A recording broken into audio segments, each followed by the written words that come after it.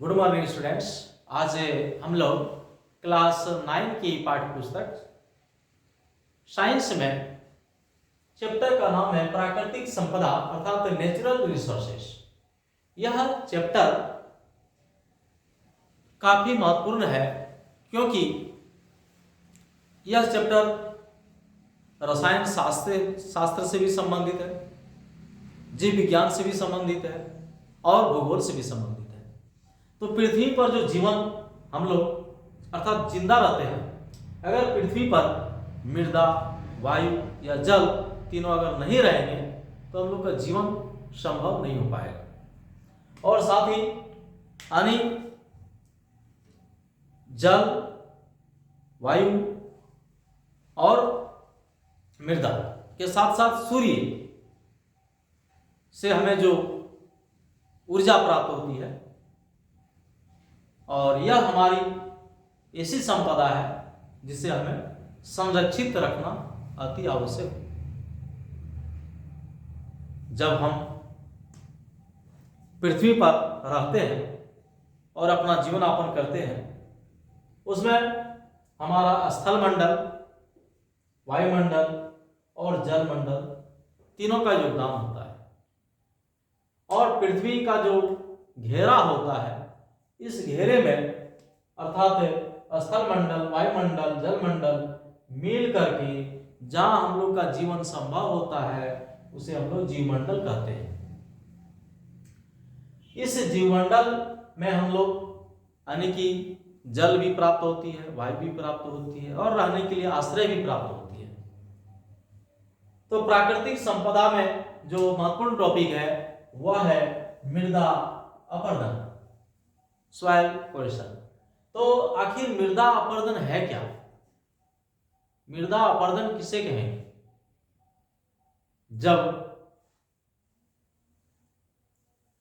तेज वायु या जल का बहाव द्वारा मृदा का जो ऊपरी भाग होता है, जो महीन कण होता है, जो उपजाऊ परत होती है, वह एक स्थान से दूसरे स्थान तक चला जाता है अर्थात विस्थापित हो जाती है, जिसे हम लोग मृदा अपरदन करते हैं।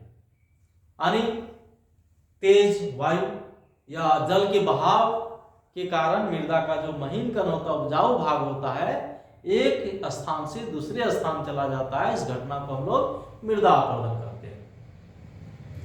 अब आइए कि मृदा अपरदन जब होती है तो उसको रोकने अर्थात कम करने का क्या उपाय कर सकते हैं जो कि मृदा अपरदित नहीं हो। और मृदा जब अपरदन हो जाएगा, उपजाऊ परत एक स्थान से दूसरे स्थान चला जाएगा, तो हम लोग फसल का उत्पादन नहीं कर पाए। जब फसल उत्पादन नहीं होगा तो हम लोग का जीवन यापन संभव नहीं हो पाएगा, क्योंकि हम लोग पेड़ पौधों पर ही आश्रित हैं। तो उपजाऊ जो परत होती है, उपजाऊ भाग जो होती है मृदा की, उसी से हम लोग पेड़ पौधे अर्थात फसल का उत्पादन करते हैं। और वह उपजाऊ परत जब एक स्थान से दूसरे स्थान विस्थापित हो जाती है यानी चला जाता है, तो हम लोग यानी कि जो फसल का उत्पादन करते हैं वो सही तरीके से नहीं हो पाएगा। तो उसे कम करने यानी मृदा अपरदन को कम करने का हम लोग उपाय क्या कर सकते हैं? आइए सबसे पहले हम लोग देखते हैं पॉइंट द्वारा, अधिक से अधिक पेड़ पौधे लगाना चाहिए ताकि मृदा अपरदन नहीं हो। क्योंकि पेड़ पौधे की जड़ जो है यानी कि मृदा में चली जाती है और मृदा उससे एक स्थान से दूसरे स्थान नहीं जा पाती है।